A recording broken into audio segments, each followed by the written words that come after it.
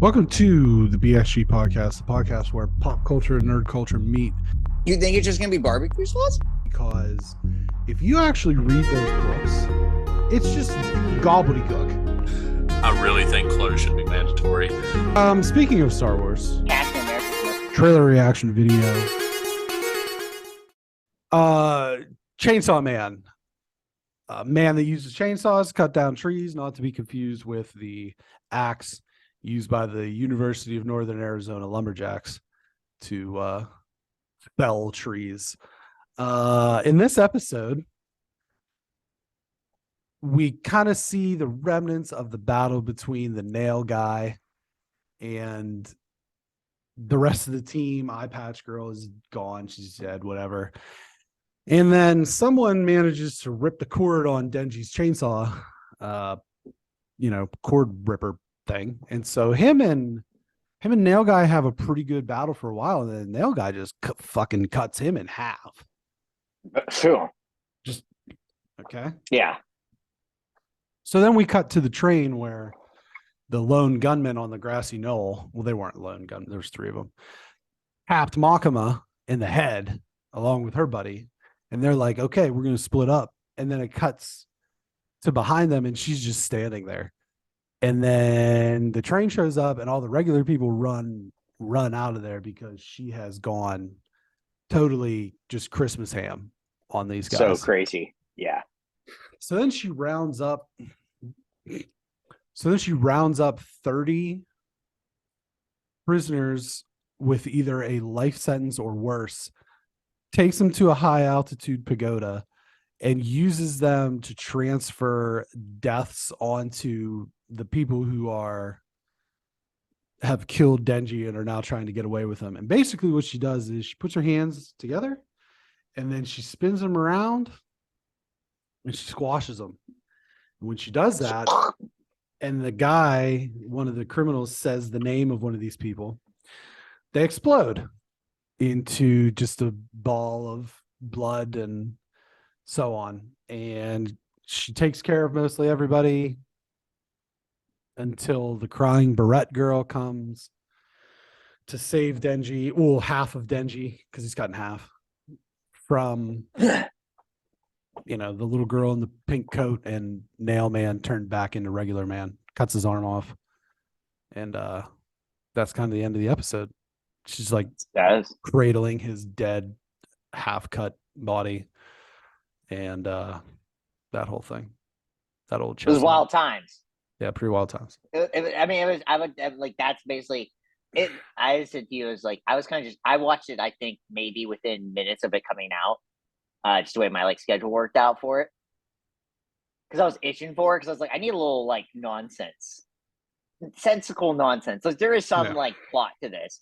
But for the most part, it's like, I think we kind of knew it was going to be a crazy ass episode. And indeed it was. Yeah. Tip the tail. This thing was just just insane. And it was so fast. It was like a 17-minute episode when you take out the credits too. And so it happened and it was done. And I was like, oh my God, what an episode. I probably should have watched it again because I literally watched it. I was like, kind of for him. The recap brought me back to life. But yeah, it's so weird because I had messaged you about something. If the writing or the story or whatever is good enough, even if I don't care about something, I can get into something. I can. Yeah, you were talking about Willow. Right, I was talking about Willow, and this is one of those things where you mentioned it to me. I knew it was crazy. I knew my friend Anthony, friend of the program, Anthony. Mm-hmm. Like this a lot, and I was like, well, I'll give it a shot. It's like one of those things. If it's bad, it's bad, but it's also 17 minutes of my day, or 19, I think at most. Yeah. But it's a very enjoyable because it feels, in a way, it's almost cathartic in a sense, because it's so fast and it's so anxiety inducing in a way, and then also just bzz, bzz, bzz, bzz, bzz, done. Yeah. And that's it. And there's a plot for sure. There's a plot, but you don't have to worry about it having a plot either to enjoy it, because it is just bzz, bzz, bzz, bzz. I do wish the intro was shorter. The intro song. Intro. Yeah, it's like 2 minutes and 15 seconds or something. Yeah. I think if I remember. And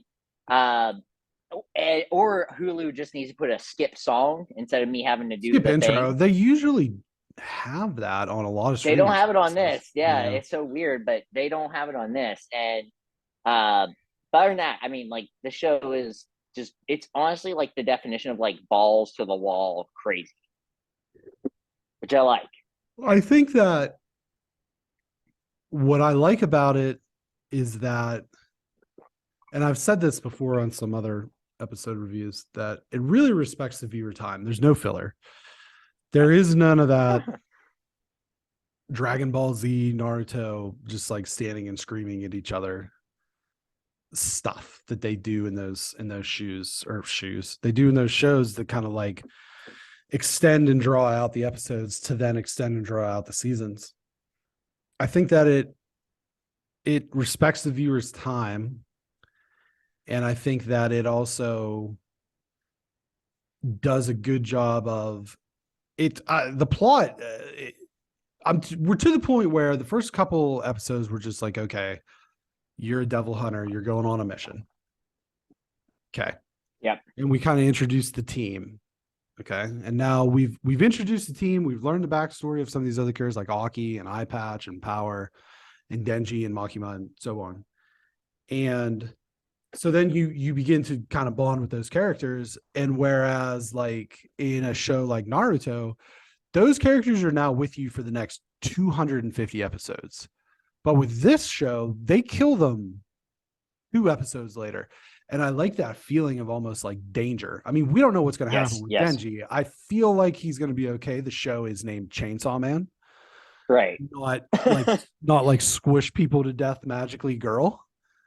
And so I feel like he's going to be okay. But this is 2 episodes in a row where we're left on the cliffhanger of, well, how's he going to get out of this? And so it is interesting.